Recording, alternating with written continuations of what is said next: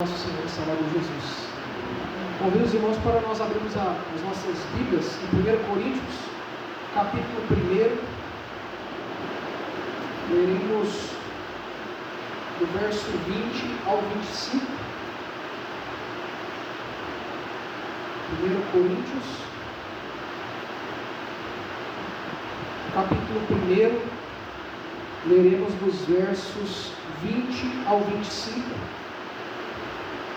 E depois do capítulo 2, versos 1 e 2. Diz assim a palavra do nosso Deus: onde está o sábio, onde o escriba, onde o inquiridor deste século? Porventura não tornou Deus louca a sabedoria do mundo? Visto como na sabedoria de Deus, o mundo não o conheceu por sua própria sabedoria. Aprove a Deus salvar os que creem pela loucura da pregação.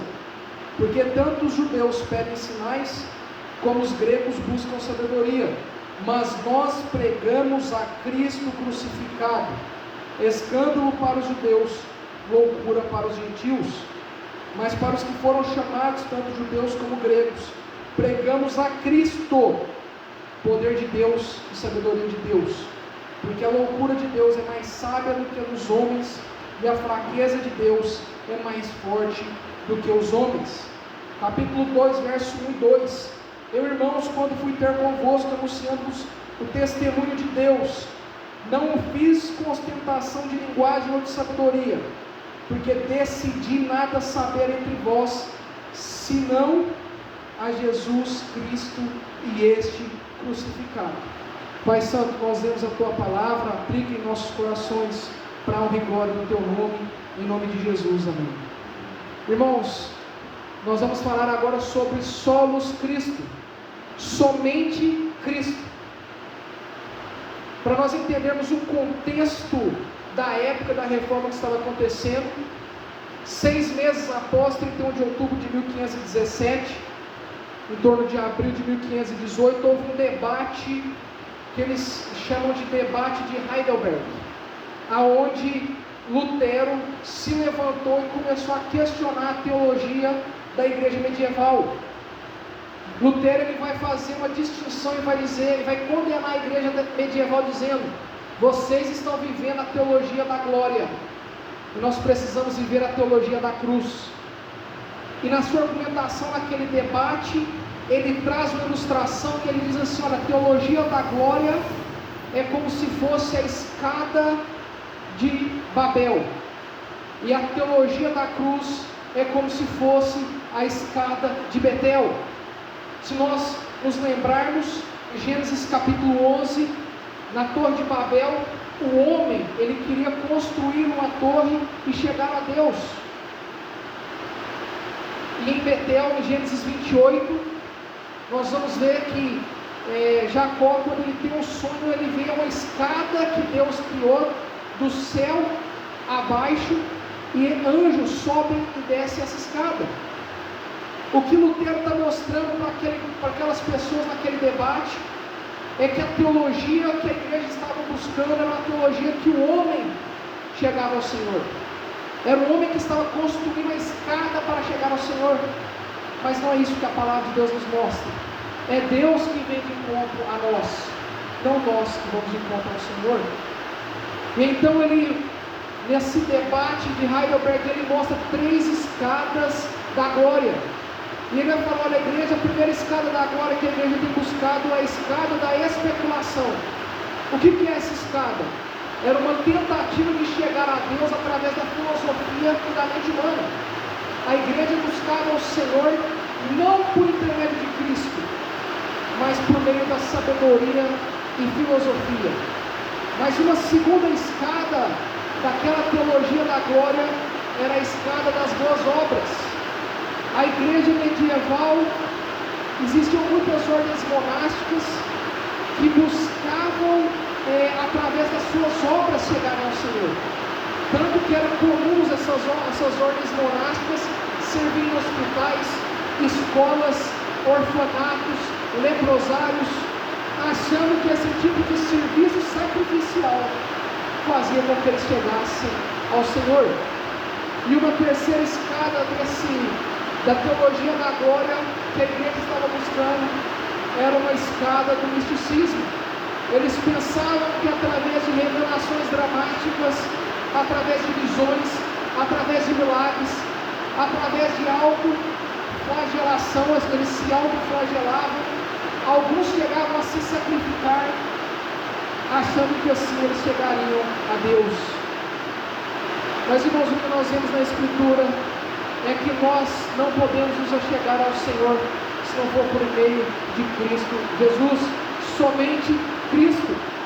Então essas escadas da glória eram uma tentativa de chegar a Deus a partir do ser humano. Era uma tentativa do homem por si só chegar ao Senhor. E Lutero vai lembrar mais uma vez de Babel e vai dizer que o fim dessas escadas é confusão. Se nós nos lembrarmos o que o Senhor puniu aquele povo com a confusão de línguas.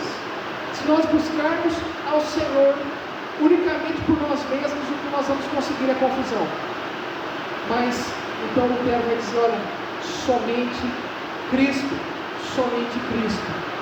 Ainda hoje, irmãos, muito grande parte das igrejas evangélicas, eles também têm buscado um esforço humano para chegar ao Senhor. Eles têm achado que é pelas obras, eles acreditam que é através da sua inteligência, é através das filosofias que vão chegar ao Senhor. Mas nós podemos chegar ao Senhor unicamente por meio de Cristo Jesus, somente Cristo. A Bíblia então nos mostra, irmãos, que a comunhão perdida ela só pode ser restabelecida por meio do sacrifício. O homem ele andava com Deus no Éden, mas após a queda, o homem agora não pode mais chegar à presença de Deus. A relação homem com Deus ela foi quebrada, mas não apenas a relação do homem com Deus, mas a relação do homem com a sua esposa, mas também o homem com a criação. Essas relações foram quebradas com o pecado, com a queda. E Deus já em Gênesis 3,15 já anuncia aquele que viria e restabeleceria a sua união com o homem, Cristo Jesus, que veio da plenitude dos tempos. Eles se cobriram com folhas, Adão e Eva. Então Deus ele sacrifica um animal, mostrando que é através do sacrifício que eles seriam restabelecidos a comunhão homem com Deus. E essa comunhão ela só foi estabelecida por meio de Cristo Jesus. Então, meus irmãos, a teologia da cruz, como nós acabamos de ler no texto bíblico, ela é central para a igreja. Somente Cristo, somente a teologia da cruz. Meus irmãos, nós vamos ver que a morte de Cristo na cruz do Calvário, ela nos traz vitória. Cristo, ele pisa na cabeça da serpente, ele vence o inimigo, ele vence a morte. Em 1 Coríntios capítulo 15, verso 3 e 4, Paulo vai dizer: Cristo morreu pelos nossos pecados segundo as Escrituras, e foi sepultado, e ressuscitou ao terceiro dia segundo as Escrituras. A cruz, irmãos, ela é central para nós. Somente Cristo. Não tem como nós nos chegarmos à presença do Senhor se não for por meio de Cristo Jesus. Por isso o lema de Lutero era: pregue essa única coisa, a sabedoria da cruz. Esse era o lema de Lutero: pregue esta única coisa, a sabedoria da cruz. Então a teologia da reforma ela redescobriu que a teologia centrada na cruz, o sacrifício de Cristo Jesus, ela é uma teologia verdadeira que precisa sempre ser destacada. Cristo, somente Cristo. E, meus irmãos, nós vamos ver que a cruz de Cristo ela tem relação com a nossa salvação. Nós somos salvos pela cruz de Cristo. Antes de crermos em Cristo Jesus, nós vivíamos uma vida de pecado, de miséria diante de Deus. Nós estávamos presos a um problema que não havia como nós resolvermos. Não tinha como nós resolvermos esse problema. E Paulo vai dizer isso em Efésios capítulo 2, verso 1 a 3.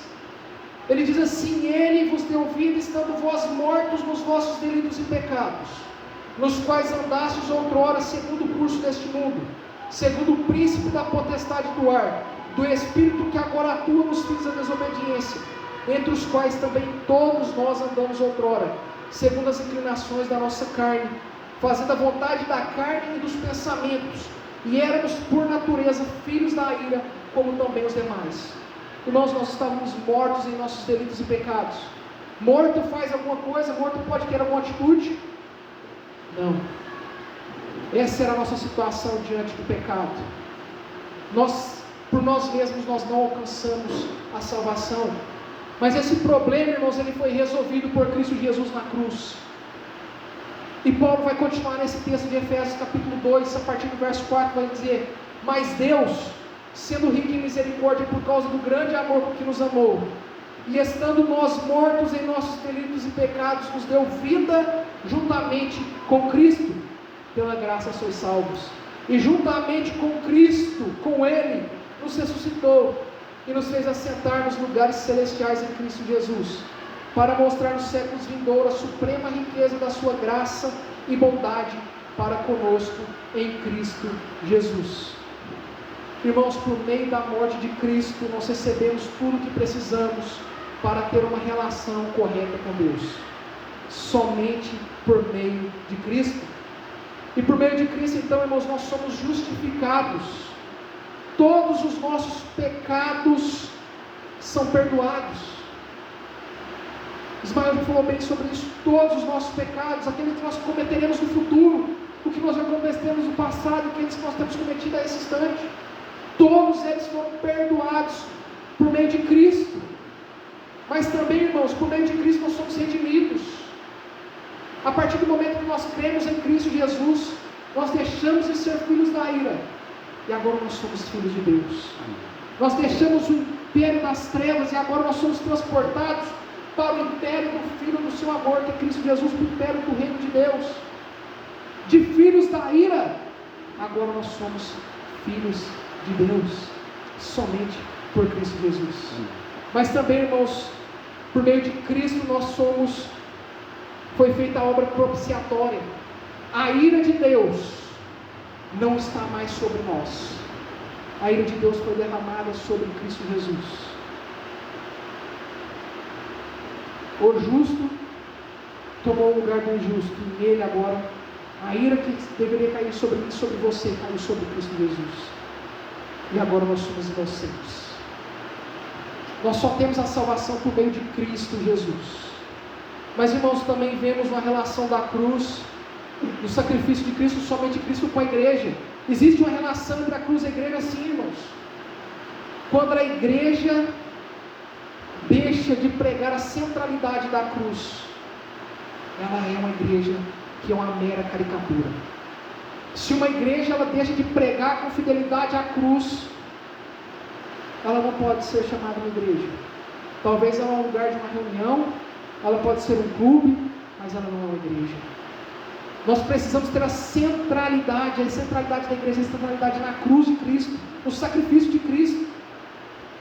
Por isso hoje, irmãos, tantas igrejas e crentes são fracos, não vivem como discípulos de Cristo Jesus, porque as igrejas não têm falado da cruz de Cristo, não têm falado somente Cristo. A igreja existe, irmãos, para pregar o Evangelho, pregar Cristo Jesus e Ele crucificado. Por isso em 2 Coríntios capítulo 5, Paulo vai dizer: somos embaixadores de Cristo, como se Deus nos exortasse por nosso intermédio. Deus nos encarregou da mensagem da reconciliação. Deus nos encarregou com a mensagem da reconciliação. Portanto, a única mensagem que nós temos para o mundo é pregar Cristo e Cristo crucificado, como nós lemos.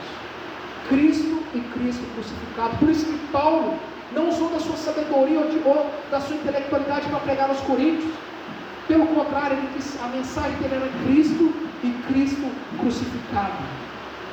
Mas, irmãos, por isso a cruz ela tem uma relação com a pregação também.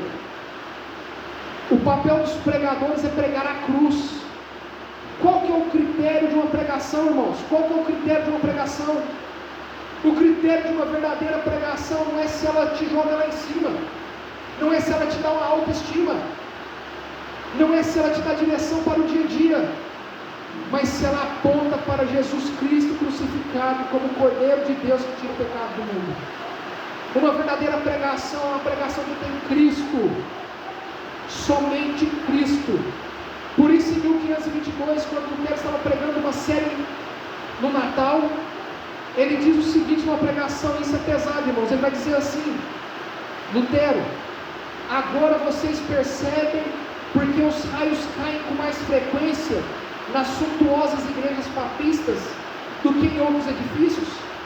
Aparentemente a ira de Deus repousa sobretudo nelas, porque ali são cometidos mais pecados, são ditas mais blasfêmias, e é feita mais destruição de almas e de igrejas do que em bordéis e antros de ladrões. O guarda de um bordel público, vejam bem, irmãos, é menos pecador que o pregador que não entrega o evangelho verdadeiro. E o bordel não é tão ruim assim como a igreja do falso pregador. Lutero é pesado, mas de fato, irmãos, a mensagem do pregador tem que ser Cristo, somente Cristo e esse crucificado. E também, irmãos, a cruz ela tem uma relação com o sofrimento. Qual que é a relação da cruz com o sofrimento, irmãos? Cristo crucificado nos ensina que Deus deliberadamente escolhe ficar ao lado das pessoas em sua dor. Por isso, se hoje você está sofrendo, se amanhã você sofrer, lembre-se de Cristo. Cristo também sofreu e Ele escolhe estar ao nosso lado. Por isso nós passamos o nosso dia a dia, eu não vou ter tempo, mas com certeza você sabe testemunho de pessoas que têm sofrido, pessoas que sofreram, pessoas que morreram felizes, testemunhando de Cristo Jesus. Isso só é possível, irmãos, porque Cristo sofreu primeiro. Cristo sofreu por mim e por você. E Cristo não nos abandona no meio da sua sofrimento. Cristo é a primícia dos que dormem. Cristo é a primícia dos que dormem. Nós caminhamos, irmãos, de novo céu e nova terra, onde não haverá choro, não haverá pranto, não haverá mais ranger de dentes. Mas para isso foi necessário que Cristo morresse. Por isso a pregação da igreja, a pregação do pregador, a centralidade da igreja é somente Cristo. Não é méritos humanos, não é intelectualidade humana, não é intelectualidade do líder da igreja, é somente Cristo. Pai, que a tua palavra